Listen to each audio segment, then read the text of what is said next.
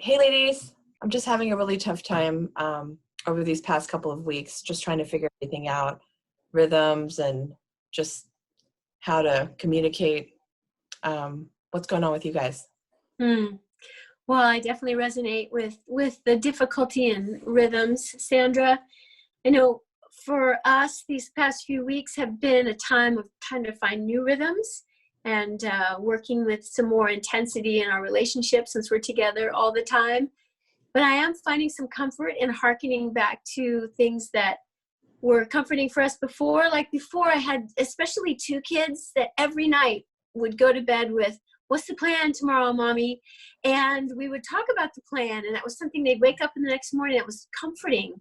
But now the plan is like, hey, the plan's the same as it was yesterday and the day before we're home.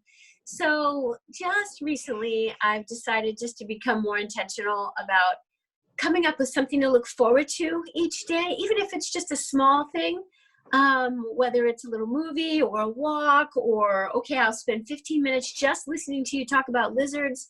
The dedicated kind of time to look forward to has really made a difference in our family.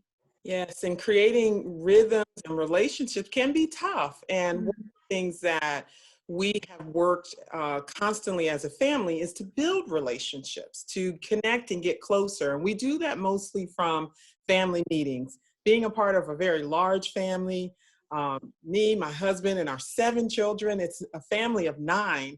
And so, Mm. so many different personalities, different strengths and weaknesses. And we kind of get to a place where we are fascinated and less frustrated about why people do what they do. And so there's always a family member who's stronger in one area. For instance, there's always a kid who's great at cleaning up. So we kind of look to that kid to be the person that keeps the kitchen clean after you have 9 people eating 3 meals and 2 snacks a day.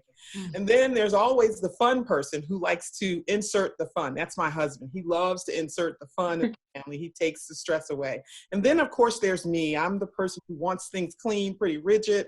And I always have to tap myself to say, be fascinated and not frustrated. And it's all designed to just create a family win-win, particularly during this time.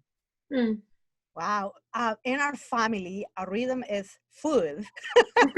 We move around food.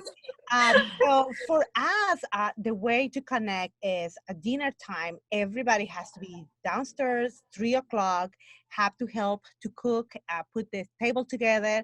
If you don't help, you don't eat. So because that's how it is. And one of the things we do is we tell our kids, you can't leave the table. We force ourselves to be even more intentional to talk about what's going on. And it's interesting because my daughter, brings stories about what her friends are saying about the situation.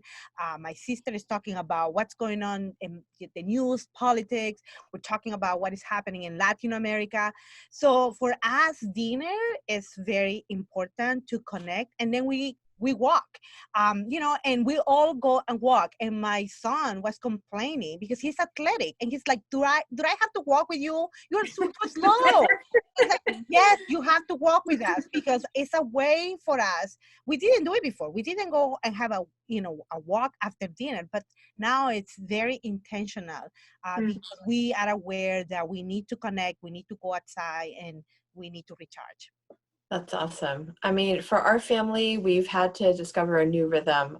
My kids are in the house all day and then they're in and out of the house. So they're tracking in, dirt, leaves, all sorts of things. And I just realized by the end of the day, things are just a complete disorder. So we've done this purple index card. I just wrote a couple of chores for each kid. They know that they do it sometime in the afternoon before dinner. And they kind of go through and clean up our main level. It's where we mostly are spending most of our time. And, my middle one, she was like, who are we cleaning up for? Over? And I was like, we are the guest. We are the permanent guests of this home. So, just having the understanding of what the triggers are and knowing what relationships, and like you said, to be intentional. So, I mean, that's what seems to be working for us this week. That is awesome, Sandra. And no one loves a clean house better than me. But I also resonate with Lanissa because I have a very large family. there's 6 kids and me and my husband, and so we take a divide and conquer approach. And so the evening routines after dinner typically mean my husband and I divide. Most of our kids are younger, and so after dinner, he takes the bath crew, and I tend to take the other half, and half of us are down here finishing up, cleaning up the kitchen.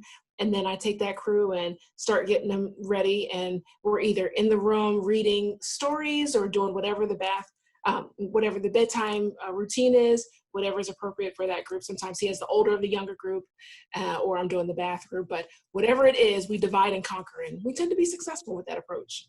That's awesome. Well, these are some really, really good helpful hints and tips. And I think we're probably going to have to keep on pivoting. But cheers. Cheers. Cheers.